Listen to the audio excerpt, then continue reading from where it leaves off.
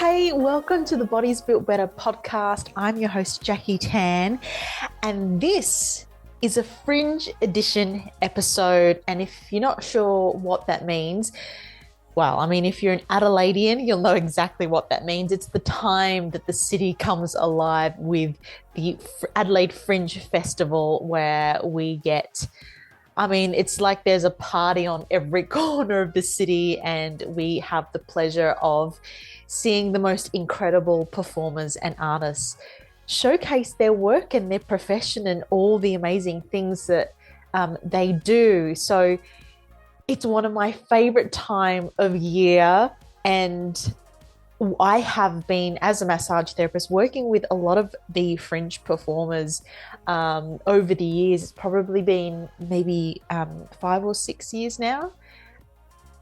Yeah, 5 or 6 years. So I've had the pleasure of just working with the most incredible performers. And I thought this year, I've got the podcast, and each and every one of these performers has the most incredible story, and, you know, how they do what they do, why they do what they do, and, you know, how they got into it. So I thought it would be really cool to talk with some of the performers and, get a bit of a background on them and their story, and, you know, why they do what they do, because it's pretty awesome when you think about it. I mean, some of these performers are performing, you know, from Tuesday to Sunday, you know, every day of those days, which is just, I mean, it's incredible. If you imagine, you know, the having to show up at 100%, I mean, performing at 100% at, you know, each night, that's a lot, you know, especially if it's then 4 weeks straight. It's huge. So it's been such an honor and pleasure to work with these performers, and I thought it'd be really cool to get a little insight to them as not just as performers, but as people as well. So that's what we're doing with these special Fringe Edition episodes. And today on the show, I chat with the incredible Skylar Benton, who is a model, dancer and actress, and she's just phenomenal at what she does. She has a way of capturing your attention when she's on stage and just holding it. She's amazing. And I had the wonderful opportunity of chatting with her about how she got into dancing and how her career has evolved over the years, and getting into acting as well. And, you know, the hard and challenging times, and whilst it's glamorous, there's, you know, it can be hard showing up at 100%, you know, but also going week by week, not knowing when your next gig is, not knowing when the next time you're going to tour. And so we really dive deep into what it means to be a professional artist, performer, dancer, and this was a really fun chat. So enjoy this episode with Skylar Benton. Skylar, thank you so much for chatting with me today. Welcome to the Bodies Built Better podcast. Thank you for having me. I say welcome, but we're currently in your hotel. Welcome to my home. Thank you. Here for Adelaide Fringe. Yes. Tell us about the show that you're in. First of all, this is my third Fringe. Yes. So I'm kind of like a seasoned veteran at this point. No, oh my gosh. I finally get to the point where I'm like, oh, I actually know people now. I have someone to talk to when I go to the artist bar, and I'm not like just like sitting in a corner by myself. But I've just joined a new show, and it's called Grit. I've jumped over to the Gluttony side. This is my first year at Gluttony, and I'm very excited. And Grit is a show of unapologetic women expressing sexuality and vulnerability and just not being afraid to show it. And it is a female directed, produced, all cast show, and it's got like punky vibes, and it's got burlesque and circus and singing and fire, and you're just like, oh my god, what's gonna happen next? It literally has everything. Yeah. And I'm just so excited to be in it. Amazing. Yeah. And this is a new show for you. Yes, it's a new show for me, but they have been in Adelaide. I think they've done 2 or 3 shows in Adelaide. They sold out at like 1910. And this is our first time they're going to be in a tent with like lighting and good sound. Yeah. And tell us about that process of being in a new show for you, but that's not new, with performers who've performed it already. Right. What's that like for you coming into it with, women who've bonded together over the show before, and you're learning a new piece? What's all of that like for you? I was so nervous. I was just like, I hope everyone likes me. Oh my God. But when I came into the show, I don't think I've ever felt more accepted, and like people were just so happy to have me. And I remember like day 2 came around and I like called my friend and I was like, I feel like I've known these girls my whole life. Like I genuinely meant that. Like they brought me in and we were just like hugging and talking about all these things that we had been through before. And first I was living in Tasmania for 2 months, so I haven't seen people in a long time. So I was like, society again. And these girls were just like, oh, like, we're so happy to have you. And they were really accepting of like any suggestions that I had, and any like thoughts I had. And I wanted to create more storylines within the show. And honestly, like everyone just came up to me at one point and were like, we're so grateful for the things that you've added into it. And I honestly wanted to cry because I was like, I haven't felt like this in so long. And like an all-girl cast can be scary sometimes. And you're like, oh my God, what is their mean? What is their catty? It just wasn't like that at all. And everyone was just kind. And I don't know. I was just like, I couldn't believe it, honestly. I was like, thank you for accepting me. Oh, amazing. And the show starts the 28th, tomorrow. Yeah. 28th of Feb. I'm very nervous. Yeah, amazing. And it's in Gluttony. Mm-hmm. Let's rewind a bit. Let's start at the beginning. Little Skylar. Little me. How did you get into, because you're a dancer, you're an actress. How did that all begin for you? I remember I had just joined a new school and all the cool girls did dancing. And I went home to my mom and I was like, Mom, I have to dance. Like, I don't know anyone. And that's what all the cool girls do. And she put me in like dance lessons immediately. And I felt like because I was such a late starter, I was like, I'll never be able to catch up to these girls. And I'm like, look at me now. I'm like the only person that still dances. I couldn't believe that. But yeah, I was classically trained for 6 years, like ballet, tap, jazz, all that good stuff. And then I joined my high school dance line. There was a precision like kick line, like the Rockettes. Okay. Yeah, which was very fun. And then I actually gave up on dancing when I was 18. I didn't, the cattiness that I was just talking about, working with all girls, that was my high school dance line. So I quit dancing. And I was like, I guess I'm just over it. And then it is very cheesy, but I'm not ashamed. I saw the movie Burlesque. Okay, yeah. I saw the movie Burlesque with my mom, and I remember watching it on the couch in the living room, and I was like, I want to do that. Yeah. Which is probably weird for like your 18-year-old daughter to be like, I want to do that. And I was like, I have to live in LA and I'm going to do burlesque. But the whole the premise of the movie is like this burlesque club is failing and they're trying to get it to stay afloat. And I was like, they'll be fine. And I went to LA and I went to school for fashion, but I found like these burlesque classes and I was like, well, I'm just going to go and like see what happens. And they were a rock and roll burlesque troupe. So they danced to like AC/DC and Led Zeppelin. And we wore ripped black lingerie all the time. And I was 18. So I was like really discovering like my sexuality and like who I am and being comfortable being sexy. And like, what a gateway. Like it was awesome. And I think it was really good for me because I had like a dance background. So I just kind of fell into it naturally. And my teacher was so nice to me and she started inviting me to like workshops. And then I ultimately like kind of was a sub for their group. And I was like underage. So I was having to sneak into clubs to perform in their shows and then like having to leave right after. Yes. So that's how my burlesque career started. Yeah. But yeah, rock and roll burlesque was how it all began. I didn't even know there was such a thing as rock and roll. Yes. It's amazing. So tell us then about your quarter-life crisis. My quarter life crisis.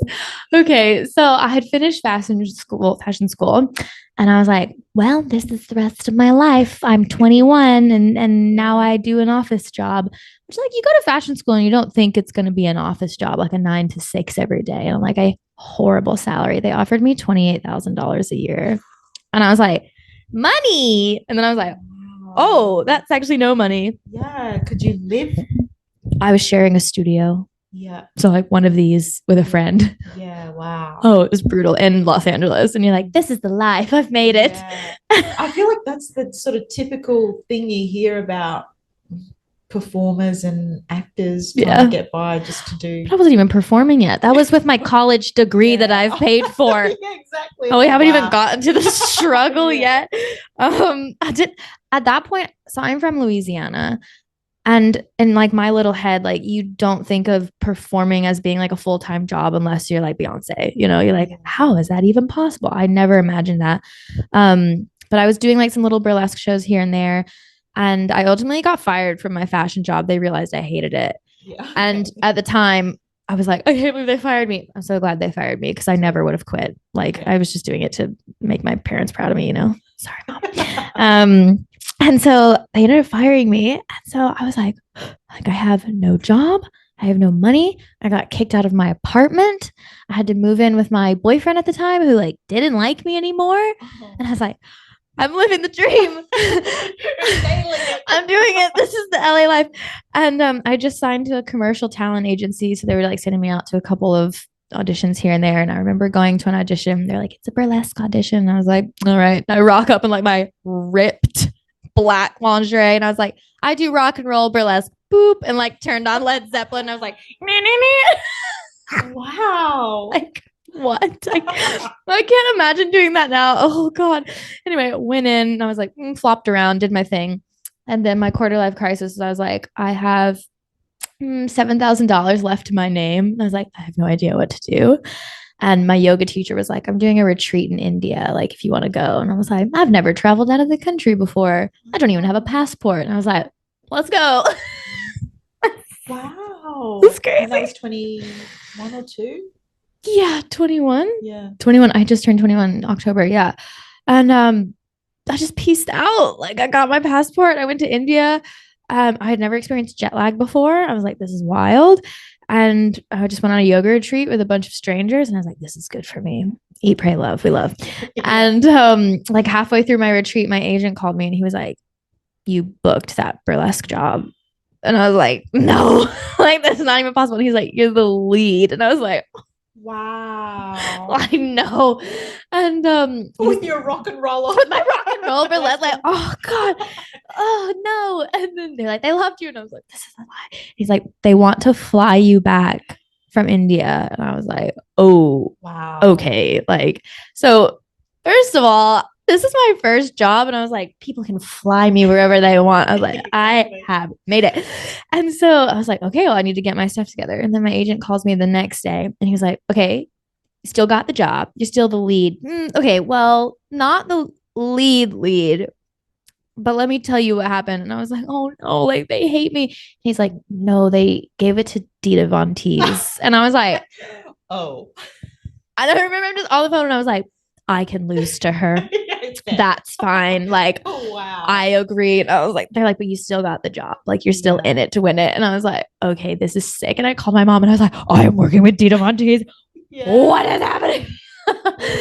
And they flew me back. Like? What happened? So they flew me back. My poor mom picked me up. I was so jet lagged. I went straight to fittings. And then, well, we filmed on separate days, but basically the guy that made the Tupac hologram at Coachella came in and turned Dita Von Teese and I into this hologram for this casino like pop-up they were doing in Macau in China. And so I got to go in and meet the director. The director was so nice. Her name was Meredith. And I was telling her this is my first job. And I still have this. She gave me a picture because she was like, your inspiration, like think Marilyn, but like if she was a cat. And I was like, sure. Like, I don't know what that means, but yes. And I remember on our break, she came back from lunch and she found a painting of a cat in a Maryland dress. What? And she gave it to me and she's like, I bought this for you. And I was like, is this live? Yeah, like, it's so weird. So I was like the lead dancer on this job, and I looked like, when one look was like a classic Maryland look, and the next one was this really futuristic Maryland look. So I had like rhinestone eyeliner and rhinestone lips, and my hair was all pulled back, and it was like glitter around like my hairline. It was so cool.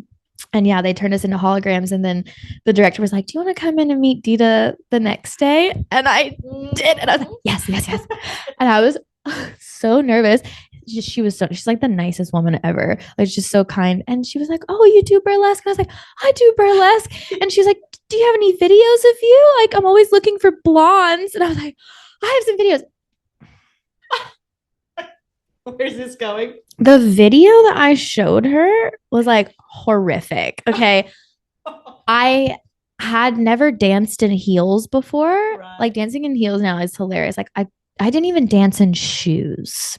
Okay. I was barefoot dancing on this stage to like, what is it? Who sings Hot for Teacher? Is that Van Halen or something? I think it's Van Halen from the 80s. Okay.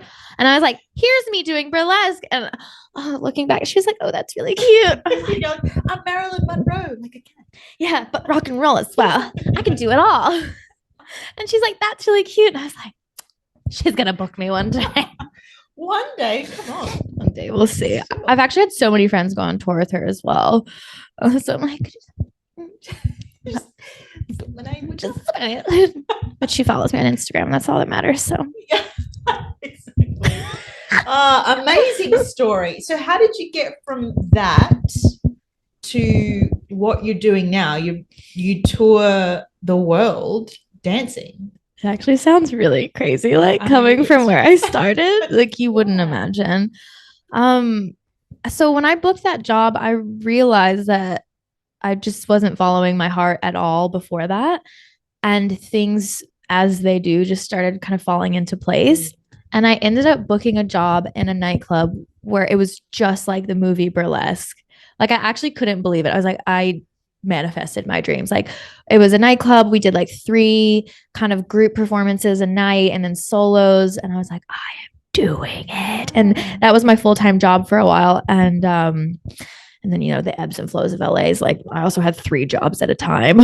And then and then 3 jobs being 3 jobs. Like, I was a hostess. Okay. And then I worked at a cigar club, and then I would work at this burlesque nightclub at night. So I was like, I don't sleep ever. And then going to acting auditions as well. And I was like, yes. But there came a point where I was like, I actually just need to take the plunge and just dedicate my life to dancing. So I think it was in 2017 where I was like, no more jobs that aren't performing. And everything just happened. And I just started picking up performance jobs around LA. And then this guy came in to see my friend at a show we were doing. And he ended up chatting with me. And he was like, I'd really love to fly you out to Miami to perform. And I was like, no, this is a scam. Because everything in LA is a scam. Like, you can't trust it. And he was like, no, I really want you to come out. Like, I'll email you. And I was like, whatever. Emails me. And he's like, here's your rates. I'd love to come. Like, I'd love to have you come out for the weekend, 4 days, 3 days of performing, bring all your costumes. Like, I'll put you up. He was so kind. He's like, no, like, one of my really good friends, he's a drag queen as well. So he was like helping me with all my costumes. And he saw me in this one show and like actually believed in me. I mean, like, I didn't even know if I could pull it off. And while I was on that show, one day I met this girl with fiery red hair, and we hung out all night. And she's like, I'm performing at this place and this place. Like, you know, come watch. She did aerial and burlesque. And I hung out with her for one night. And then a couple months later, she was like, I'm in this show in Australia called Blanc de Blanc, and they love blondes. And I'd really like to refer you for the job. And I was like, I met you one time. Like, do you think I'm that cool? Who's that? Melina. Yes. Of course, like, the other nicest human in the world. Yeah. And I was like, this girl, like, she wants to refer me for this job in Australia. And I was like, yeah. And then that was it. Like I just got the job, and then we started Encore, and then I've been on tour for like on and off for 3 years with them, and like got to see all of Australia because of that. And then now I'm back, like kind of doing my own freelance thing this time, and a new show. And I was just like, how did I get here? Like it's just the right place, right time, right person. Yeah. And all it takes is one person. And that's kind of what happened with Grit as well. I like Holly had seen me from Blanc. Holly's our director. And she kind of like chatted with me a couple times, like in the artist bar, but you know, it's all like very casual, whatever. And then I actually went to an audition for Mansion that's showing in Gluttony this year. And I went to an audition for that in October. And I was like, oh, I really want this job. Like, I want to be in a big production, like another big production here in Australia. And I want to go home to LA. Like, when? And then Holly was at the audition as well. And we both auditioned and left. And I told her, I was like, I'm actually just looking for something to do for Fringe. And she was like, well, I have a show. Like, would you be interested? And I was like, oh, like maybe. Like, I'll check into it. And I realized like I went to that audition because I was meant to meet Holly. Yeah. So I could ultimately end up in her show that I've actually poured like so much of my love and heart into it as well. Even though it was already built, I've like added my own flair to it. And I was like, I just love looking back on those instances where you're like, it was meant to be, not what you thought it was going to be, but actually played out perfectly right. And that's how you've got to look at it, isn't it? You go, well, this is what I want to do, so I'll put myself in this position, and whatever comes from that, you go with that. And in your case, you know, you auditioned and you met Holly, and it's amazing how, I love it. I love those kind of like serendipity things happen. Yeah, totally. So tell us about, you know, you go from, I mean, now you're freelance. Would you say you're a freelance? Yeah, freelance here. Yeah. How do you, what's the mental state or the mindset around that, where you go, okay, I don't know what's coming after this. How do you go from show and then that? It is a challenge. In LA, it's a bit easier because I've been there for 10 years now, and I know so many people, and I've danced at pretty much every place that you possibly could. And our burlesque scene is a bit oversaturated, honestly. Like you can get a job doing burlesque anywhere in that city. So the real challenge was coming here and starting from scratch. And it was tough, but it was actually something I wanted to do just because at the moment I'm just quite bored of LA. And I was like, I actually want a new challenge. Like I want to wake up and like not expect what's going to happen. And then like those days come and I'm like, I didn't want it to be this hard. Like, but it is challenging, and it is a lot of rejection. I'll have to call my mom a lot. When I came over here, I was like, I have Grit, but it's not a lot of work. It's, you know, our season's only a week long, and we had like a couple of rehearsals, but I was like really trying to hustle and find other jobs. So basically I've been like cold emailing a bunch of people and being like, do you need a burlesque dancer? Like, please hire me.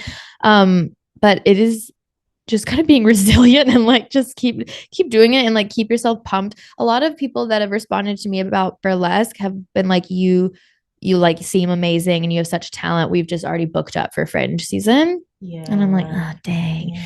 But there've been a few people where I like made some connections, and they've continued pushing me on to their friends as well, which I was like, so kind. Again, this one woman I've never even met, she's putting me in her show, and then she's like, and I've passed you on to some more people in Melbourne. And I was like, that's just so nice. But sometimes like, as I've been here so far, I've like already been rejected by like 2 or 3 agencies I've been trying to get signed to. And I was like, oh, this is devastating. And then I have to call my mom and have like a whole pep talk about it. Totally. You need that support. Like, yeah. And so, I mean, with the agencies, do they tell you why? Oh, never. Oh, that's hard, isn't it? Oh my God. It is so difficult. Like, especially for modeling. I have never been signed to a modeling agency, and I feel like that's a lot of what I do. So I've never been able to wrap my head around why I don't get signed to modeling agencies, but I always get signed to acting agencies, and then I end up doing modeling jobs. So I'm always like, this time I like had a connection, and I was like, oh, I know someone, like I'll be able to get in. And this agency was like, we don't think we have the clientele base for you. And I was like, what does that mean? Yeah. And you don't want to be like, but why? And then like, you know, every agency, like, nah, like half the people don't even get back to you. And it's just a lot of like sending emails and waiting for people to get back to you. But I think that's just the kind of performer life in general. Yeah. And would you say that's the most challenging part about what you do? Yes, it's that. And like staying like remembering your worth and like staying confident. And you're like, okay, they're not rejecting me because like I'm horrible at what I do. Maybe I'm just not what they're looking for. Yeah. That's something you have to tell yourself all the time. Like, especially in LA, they're typecasting a lot. So maybe they don't need a blonde. Right. You know, maybe they don't need someone that looks like you. Yeah. Maybe you did a great job. They don't tell you you do a great job, but you still did a great job, but they're just not looking for someone like you. Yeah.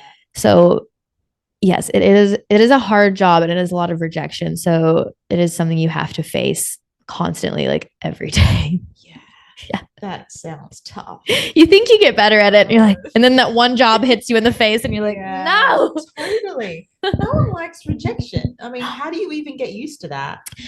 Especially coming from someone who like actually cannot handle rejection. I'm like, what do you mean you don't want me? And then like, why did I pick a career where they're like, nah? Yeah. I was telling someone this story the other day. I wanted, so like modeling agencies do open calls. So you can just go in and out, like whatever. You can just show up and be like, I'm cool looking, like hire me. And I was telling them I walked into this modeling agency and I got 1 foot in the door and they were like, how tall are you? And I was like, I'm 5'7". And they're like, no thanks. Oh, wow. It's like, okay, I'll see myself out. I can't believe they still do that. Yeah, they could spot me a mile away. They're like, oh, you're wearing heels? You're not tall. I was like, okay, I was trying to lie. Why do you need height to model? I don't know. And I feel like there's so much diversity in the industry now. Totally. And also like every body type, every body size, la-di-di-da. And I'm like, I'm short. Help me. Yeah. And also I've done a lot of makeup commercials as well, where like height truly doesn't matter. It's just your face. It's your face. And I was like, can you just book me for this? Like, is this good enough? And they're just like, short. Oh, wow. Craziness. Yeah. So dancing is the way at the moment. Yeah. And so then, okay, I think you told me this last year that you don't like to be in one place too long. Oh, facts. What is too long? And then why? I sat with this when I went home to LA. So I've been in Australia. Well, I was in Australia on tour for 8 months, which is a long time. But we were moving city to city every 1 month or 2 months. And then when I went back to LA, I kind of had this same realization I had when I was in my hometown, where I don't like routine. I get bored. There are good things about routine where you're like, I know my favorite coffee shop is here and I know my favorite like Mexican food place is here. But in the end, like when I've been in a city too long and it feels like I'm just doing the same thing every day, I'm just like, it's not adventurous anymore. And I kind of feel like it's just not very creative anymore. And I'm like, 10 years is a long time to be in one city. And also like 18 years in my hometown. And I was like so disappointed with having that realization where I was like, okay, we are going to the same clubs and we're going to the same parties with the same people and eating at the same restaurants. And I was like, I need to be exposed to like new things all the time. Sorry. And yeah, so that's what I love so much about tour, is that we're always just like different city. What I didn't realize about tour is that you actually don't get to see the city. Exactly. You get to see your hotel room. Exactly. This beautiful hotel room. And then the tent. And you ride your bike and you're like, I'm living life. And then you're like, okay, that's a tent hotel. So too long. I think when I'm traveling a lot, I think a month is enough time to see the city without like, wanting to live there, and you get to be exposed to a lot of new things. So I think when I was on tour, I was enjoying the duration of the time we were there. I just wish I like had a car so I could have seen more. Or like, like I said, I was living in Tasmania for 2.5 months and would do like weekend trips all the time. And I was like, this state is like the most awesomest, like coolest hidden gem that it was just like, we would go from different city to different city and it would change like ginormously from one place to another. And I was like, wow, there's so many things you could be seeing. Why stay in one place? Yeah, totally. Yeah. So I then have to ask, back in 2020 when everything shuts down and you're not able to do the work that you do, yeah, then what happens? I thrived during COVID. Oh, wow. I loved COVID. Unpopular opinion. Exactly. I had the best time. I was here when COVID like hit the world. Oh yeah, of course. Yeah, 2020. Yeah. So we've wow, so long ago. We finished our fringe season and they were like, oh, this thing COVID's happening, but we're just gonna take a break. And I was like, okay, like I'm gonna hang out in Adelaide. And they're like, oh, they're shutting all the borders. You should probably get out. And I was like, right. Yes, got it. Pew. And they were like, they couldn't find me a flight home, nothing. And I was like, I was stuck in Sydney for like a couple hours because like LA had shut their borders, San Francisco had shut their borders. And they were like, we got to figure out how to get you into America so you can get home. So they ended up flying me to Hawaii and they're like, okay, once you're in, you're in. So just go. And I remember like being on the plane and I was like, okay, I just have to accept that everything's about to change and there's nothing you can do about it and just go with it. Like my apartment was rented out to someone else. I had to go live with my mom for 2 weeks because I couldn't get into my place because I was supposed to be gone forever for a couple months. And I just kind of accepted it. Like I didn't try to fight it. And I was like, I'm going to read. I attempted to learn French. Didn't work. Okay. Like I just started doing like really weird things. And I was like, I'm going to take this time, like no matter how long it is, I don't know how long this is going to be, but I'm going to do all the things that I never allowed myself time to do. And I just kind of approached it like that. And I loved the time off because you're freelance, you are on all the time. You are hustling. You are looking for your next job. Like it is scary because a lot of places in LA, they only give you week by week schedules. So you're like, like I'm only working 3 days. Week by week. Okay. And auditions are like, you know, one every couple weeks. You're not going to book them all. You're not even going to get them all. Like, and so it's just really, you just got to believe in the flow, which is kind of what I've been doing once I moved here, believing in the things will all pan out. But COVID, so ours is way more lax than yours. Well, actually, Adelaide wasn't so horrible. Yeah, well, yeah, it wasn't because, I mean, I think we shut our borders as well. Yeah. So, like, California was like very open. Yeah. We were wide open. There was a time where they were like, you know, just walk around your neighborhood, and then like restrictions started like loosening. And then my friends and I were like, should we just go camping? Like there's no people out there, you know? So we just started going on camping trips in the middle of nowhere. No one was out there. And we started just going on road trips, and like the national parks were still open. Wow. Yeah. They just like, you know, like wear your mask and stay away from everyone, but no one was there. So we were like, this is sick. And so I was like, now is the time to explore the country that I live in because I can't bother myself going to other countries. I think I keep distracting myself with like Europe and Australia and forgetting that I actually live in a very beautiful place. Yeah. So I just like did so many national parks. It was so beautiful and so much fun. And we did hiking and camping and road trips. Like I did 2 road trips across the US twice. I went to see my family. Like I finally just had time to do all these like outdoorsy nature stuff that I didn't even know I enjoyed until I started doing it. Yeah, that sounds amazing. Do you feel like that really filled your cup, so to speak? And then after that, you're able to, like, as you put it, get into the hustle again and try and book jobs? Getting into the hustle was difficult for me. That was the hard part for COVID for me. I remember COVID was coming to an end and jobs in LA were starting to open again. And I was just like, kind of don't want to go back. But then Blanc came back and they were like, we're going to do a 3-month tour. We might do a 5-month tour.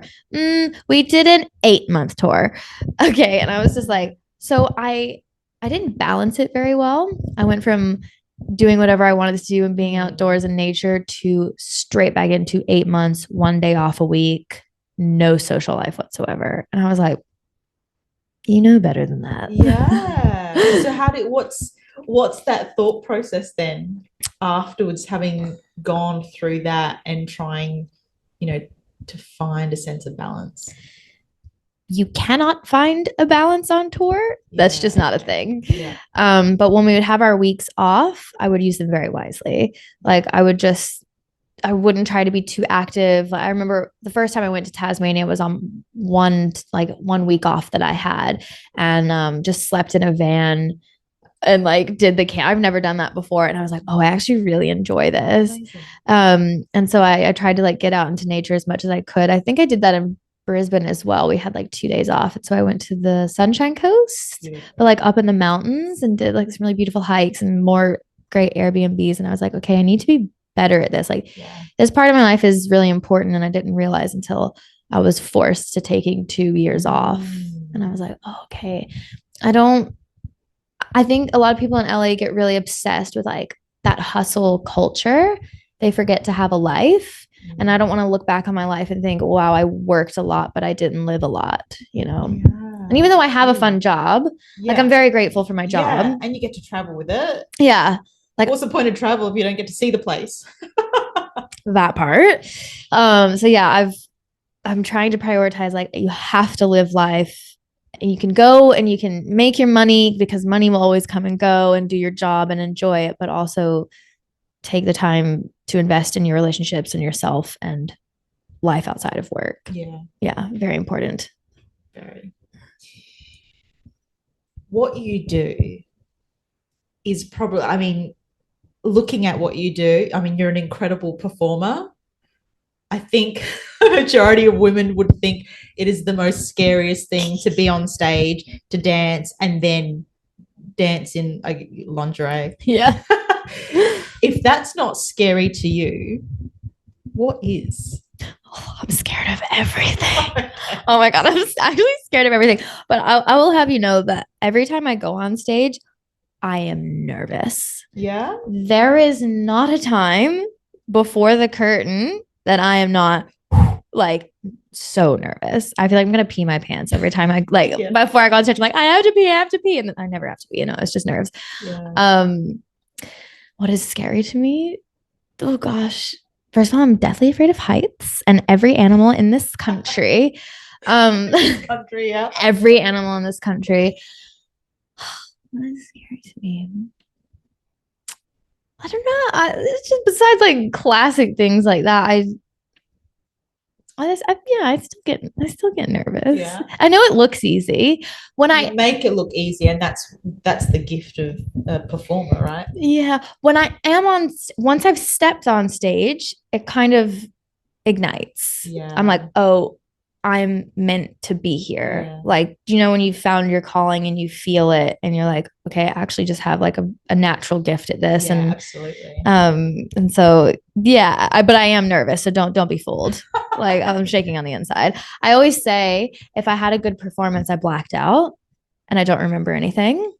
Well, that's not blacking out. That's called flow. Is it flow? It's flow. Okay. Yeah, you're in your zone. I'm like, because someone will come up to me after the show and they're like, I really loved when you did that one thing. And I was like, I have no idea what you're talking about. But awesome. I'm glad you were moved by it. Yeah. So then tell me about when you're on stage and the audience is not into it. It's just flat. Because I've been at shows where I'm sitting in the audience. I'm like, come on, people. This is great. Like, you get that. So how do you manage that? You know what I'll do? I'll get in their face. Okay, great. First of all, I'm like, if you're at a burlesque show, yeah, you should know what to expect. And if you're sitting in the front row, you should be scared. Yeah, exactly. Oh my God. You definitely know what to expect. You should definitely know what to expect. Look, I have noticed people in Australia are very warm and welcoming to like the arts community. Like, it's actually hilarious to see most of the shows like get right in their face. And like, I'm waiting for someone to be uncomfortable and they're just like, this is what I paid for, Yeah. But if they're like, I find that women, because they always think their boyfriends are looking at you because you're like a lady taking her clothes off. But I like won't pay their boyfriend any attention, and I'll just go and mess with them. And I'll be like, no, like it's not like that. It's you and me, babes. Like, get on board. But I'll just like, if they're not loving it, I'll just be like, I'll get in their face. Yeah. Mm-hmm. I was like, you will love me. You don't have a Exactly. choice. That's right. That's what you came for. Yes, this is what you paid for. I know we spoke earlier about, the challenge of, week to week, of a all female cast as well, and what that can be like. But what has been the biggest challenge in your career? Do you mean like personally? However you want to take it. Biggest challenge in my career. I go through phases where I just like I should have more confidence in myself. I know I've worked a lot on like my self-esteem and my confidence, but I get really in my head about a lot of things. I'm like, I could be better. Like I could put more effort in. And I'm obviously like my hardest critic, as we all are. And sometimes I'll call my mom and just be like, I should have tried harder. Like I could be bigger. I could be better. I could have better costumes. And I'll see other girls perform and I'm like, like their costumes are just better than mine. And then I'm like, why am I not like that? Da, da, da. And I'm like, I don't have the money to invest the costumes in that because I invest my money in traveling. Good investment, I say. Yeah, that's what I think so. And then I'm like, oh, like this girl has like 4 new costumes and I'm still wearing the same one from a year ago. And the challenge is me. Yeah. The challenge is sometimes you're so hard on yourself when actually like you're still so successful in your career. Totally. That I try to be kind to like the young version of me, like even just retelling you the story of how it all started and me talking about it now. I'm like, I can't believe I've made it this far. Like you should be so nice and you're still going, and just be kind and stop being intimidated by like other people's costumes, Yeah, totally. Yeah. So how do you work on that? Is it a constant like reflection process, or? It is. And it's like, if you're so worried about costumes, then just invest the money, just do it. And it's me trying to figure out what I want to spend my money on, which goes back to the balance thing. It's like, do I want to spend it on my career? Which part of my career do I need to focus on burlesque? Do I need to focus on acting? Do I need to focus on traveling and still staying connected to myself, and da da da. So I try to go through phases of spending time on each of those parts of my life, which balance and time management. Yeah. But it also comes to like, just be kind to yourself and like recognize how far you've gotten at this point in your life. And you still have like so much life to live and so much further to go, Yeah. So what's the focus at the moment? Well, currently dancing, but I did a short film that premiered at Tribeca last year, and I have never taken any acting classes before, and I've never done a speaking role before that film. And when I did it, it just came so naturally to me. I think everyone just assumes because I'm like very animated and like silly, they're like, oh, you must be an actress. And I'm like, no, I'm not. But I got this script and this character was so close to me, and I really just kind of had natural reactions to it and to my scene partner as well, that I was like, oh, I really like this. And I think I have a talent at it. And I should have known that before, because when I was 21, I did my first music video as a lead.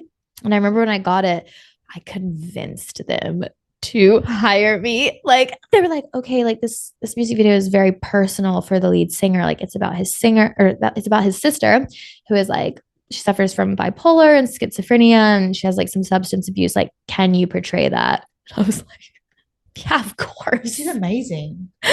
It's an incredible song as well. Like, have you seen it? I'll stalk you. Come on. I've seen it. Yeah. Oh, it's incredible. I just went for it. Like, I was like, how bold as a 21-year-old, just like, yeah, I'll do it. And that's kind of how I felt about the short film that I did. I was like, yeah, we'll just see what happens. And everyone couldn't believe it was my first one. And so I was like, a new realization. Oh, I think I have a gift at acting, and I think I need to pursue that. Unfortunately, I don't think I can do that in Australia. Yeah, sorry about that. Though I may try. But yeah, I think I was supposed to go home. I went home to LA for about 7 weeks. And I was like, I'm going to go home and focus on my acting. And then I was like, kind of bored here, actually. Like, Yeah. it's annoying waiting around for jobs. That's tough. That's the annoying part, is like waiting for auditions to come in. Yeah. And you're just like, could do something else. Yeah. And that's what I tried explaining to my agents. I was like, I don't want to wait around. I'd rather be traveling. And then you tell me when I've booked a job, and then I'll come back. Yeah. Wow. That's huge. Tell us about the acting gig that you got. My short film? Yeah, your short film. It was so fun. Okay, so I was on one of my COVID road trips. And my friend, she works at Warner Brothers, and she just posted on Instagram one morning. And I was like half awake. And I was like, and she's like, oh, looking for actresses for something I've written. And I was like, I'll do it. And she was like, I don't think you'll fit the role, but like, I'll send your stuff in anyway. And I was like, okay. And then she sent my stuff in, and I read for the other character. What was her name? Becca. I read for Becca, and Becca was like this very shy, like timid girl who was kind of like the pushover in the friendship. And I was like, can't really relate. I'm like, can't relate, but I'll read for it anyway. And then while I was reading the script, I was like, we were doing Zoom auditions at this point. Yeah, of course. And I was like, I really like the role of Delaney. If you guys ever want to switch around and let me read it. And they're like, oh, okay. Like, yeah, we'll give it a go. And I just nailed it. Like she is the, have you seen it? I don't think, I don't think it's released in public. Yeah. I'll show you. But Delaney is like so sassy and so snippy. And she's just like, she's like very strong in her character. And I was like, I need that one. That's me. I want to do it.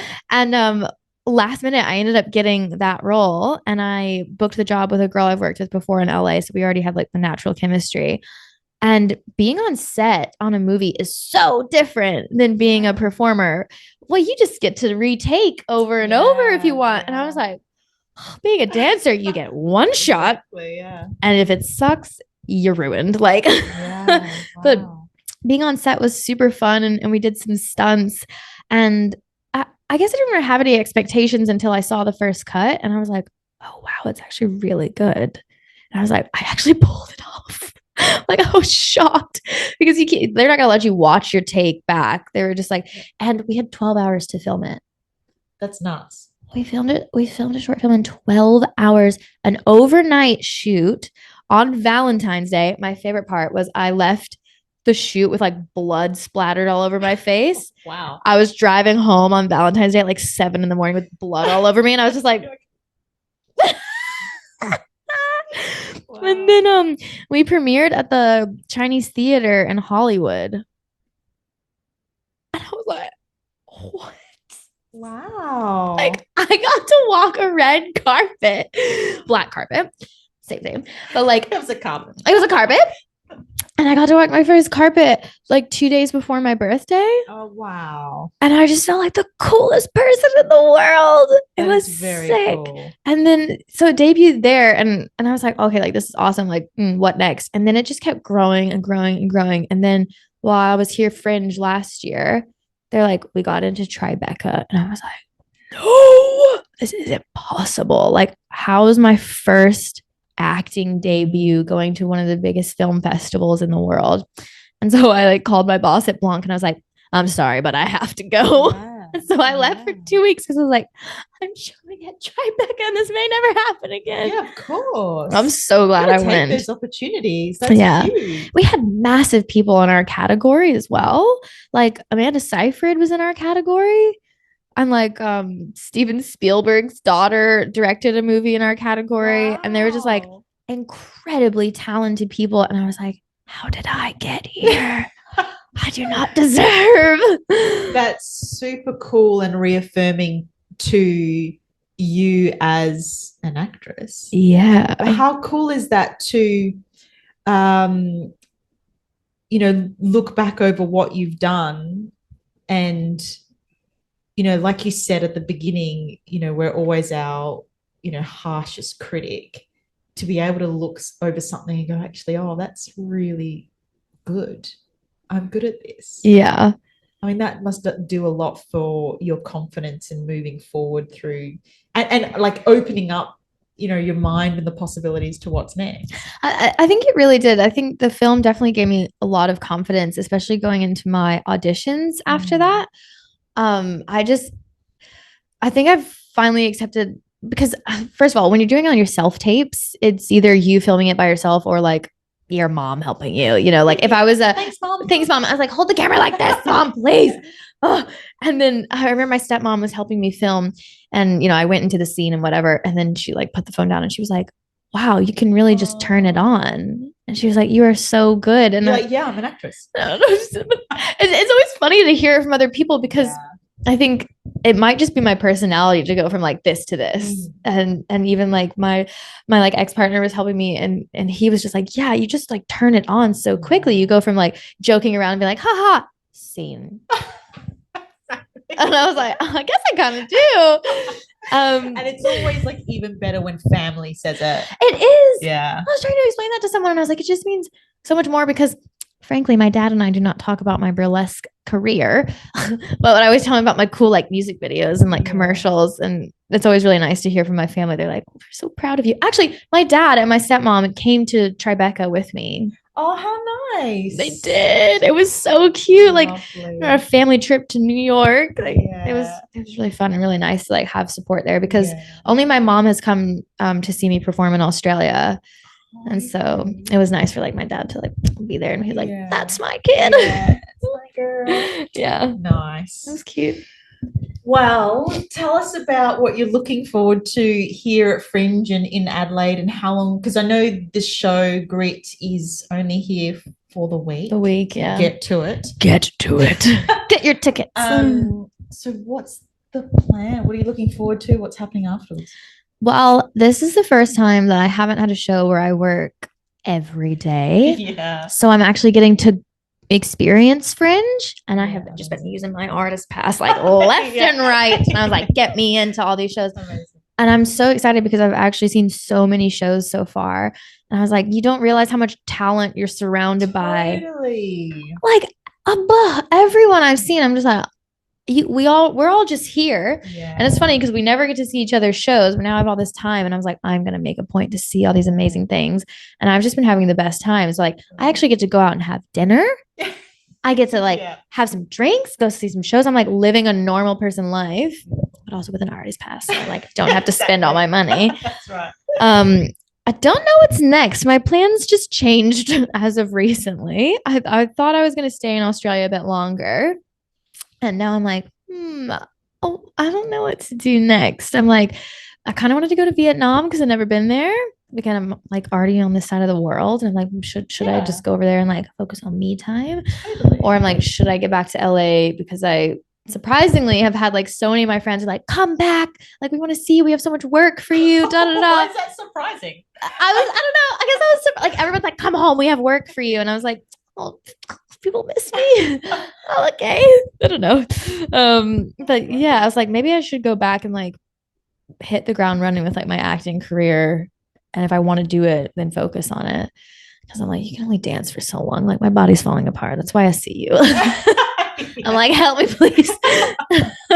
But yeah, maybe I'll do a bit of a traveling. Maybe I'll focus on my acting career a bit more seriously. Oh, you should. I'm excited. Finish this sentence, Skylar. You should see Grit because if you want to see some badass women with some crazy talents being unapologetically sexy, come to the show. Amazing. Awesome. Thank you so much. Thank you for having me. Pleasure. Come to the show. That was Skylar Benton performing in Grit this year at the Adelaide Fringe in Gluttony. Make sure you check her out. And if you want to follow her journey as well, you can find her on Instagram at that Skylar girl. I'll have all the links in the show notes as well. I hope you enjoyed this special Fringe Edition episode. Make sure you tune in for the next few. I cannot wait to bring you all these incredible performers and all their incredible stories as well. Have the best day, week, month, and year. Stay awesome, and we'll catch you next time.